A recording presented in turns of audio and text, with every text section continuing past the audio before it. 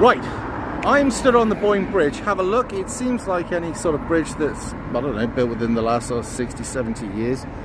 I'm going to go around, but it's not, by the way. There's a lot more to this bridge. Now, if you have a look over my shoulder there, that's a new transport hub, all right?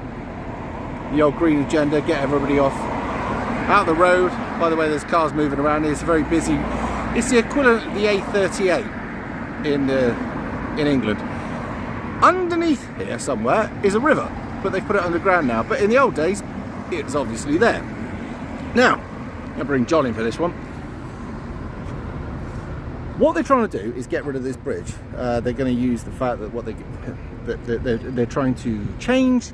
They want infrastructure to be built and all the rest of it. But this bridge is significant because, if you look back to the old Belfast, this was the main thoroughfare which connected north of Belfast to south of Belfast. And without this bridge, without this crossing point, no one would have been able to connect to the other side. I think we've got to make it a bit clear. Even though this looks like a fairly new bridge, underneath this, encased in the concrete, is actually the original bridge that King Billy made his way across. Yeah, and if I could just clarify, yesterday we were at Carrickfergus, the landing point of King Billy, King William. And King William, he would have set up a camp in a place called Castle Street, where the old Belfast Castle used to be. And his King William's army actually made their camp here at this bridge, for reasons being that they wanted to protect the bridge, because this was the main thoroughfare to Drogheda, where the Boyne River is, where the Battle of the Boyne actually took place, Simon. But they want to get rid of it. What they're going to say is they want to get rid of it because it's in the way, or because they want to actually make it a pedestrian area, I believe. Yeah.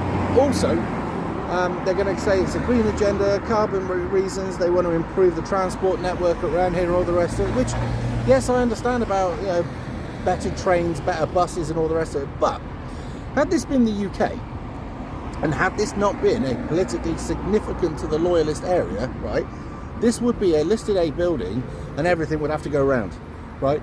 I mean, to be honest, if it was in the UK, they might even want to be getting rid of this covering, right, and taking it back to the original, because if it was, say, for instance, a Roman building, they'd be all over it. Now, I was trying to give it, or trying to come up with an example.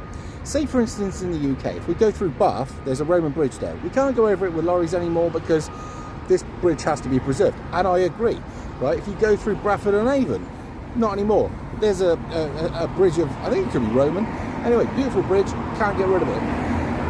But when you're looking at historical value to things, if it's on one side, they keep it. If it's on the other side, they don't. Now, this is going to seem very slanted, but the fact of the matter is, there's significant value to this bridge. You can't put a price on it, right? And it's serving a great purpose at the moment. Anyway, if you can imagine, right, this would be the equivalent, as I say, the A38.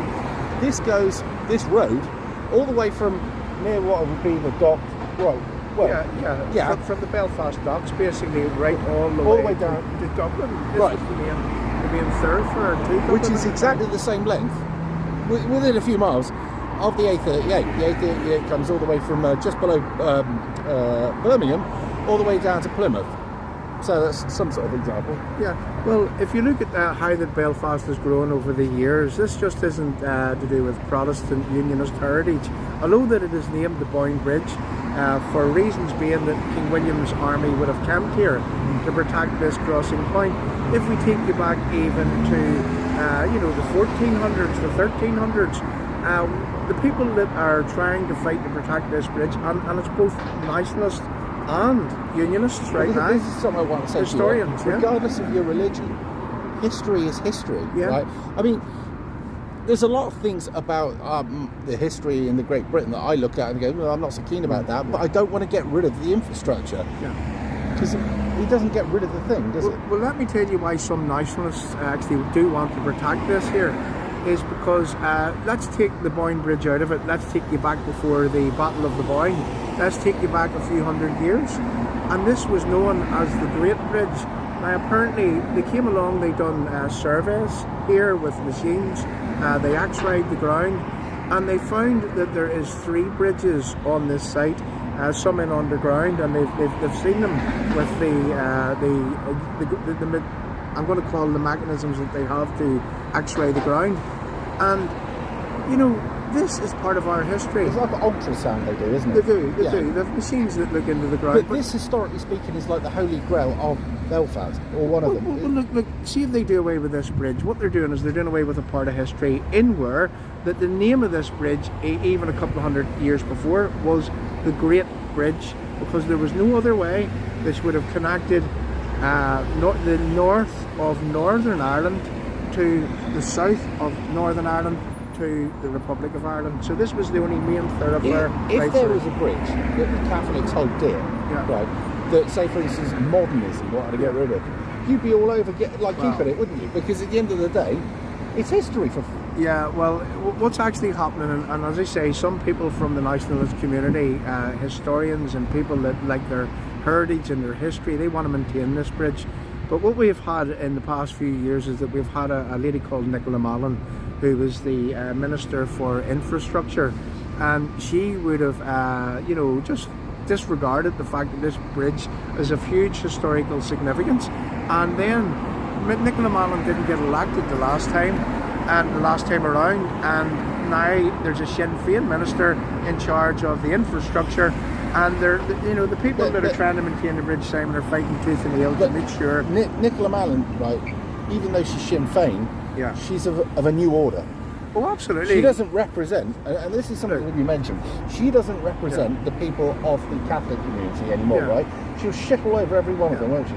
Well, there's hypocrisy involved in it, whereby that if this was something to do with the tradition or the ideology that Nicola Mallon would espouse, her particular. Well, yeah, you see, this bridge would be maintained.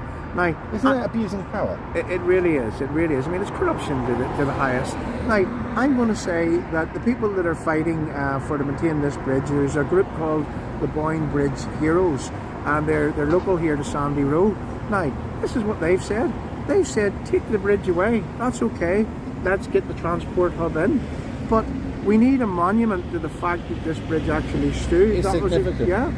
And they're even they're not agreeing to that. Would you believe it? So you couldn't even name the new transport hub the Boyne in memory of it? No. It's not about, you see.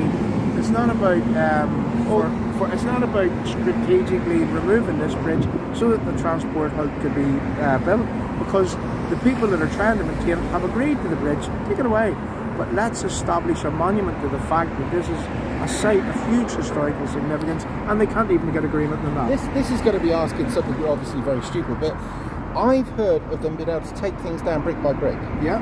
And then reassembling it somewhere else. Well, this bridge that we're standing on, you see, would have been built, I'm not sure of the year, but I'm going to hazard a guess and say the 60s or something even, you know. Oh, this is a modern version of it.